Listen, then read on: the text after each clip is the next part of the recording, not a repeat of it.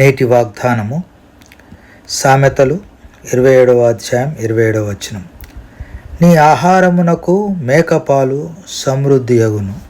ఈ మాటలు జ్ఞాని అయిన సొలొమోను చెప్పాడు. మనిషికి శ్రేష్టమైన ఆహారము మేకపాలని. మేకపాలు జీర్ణక్రియను సులభతరం చేస్తుంది, రోగ నిరోధక శక్తిని పెంచుతుంది, ఎముకలను బలపరుస్తుంది. ఆవు గేదెల పాల కన్నా మేకల పాలు శ్రేష్టం.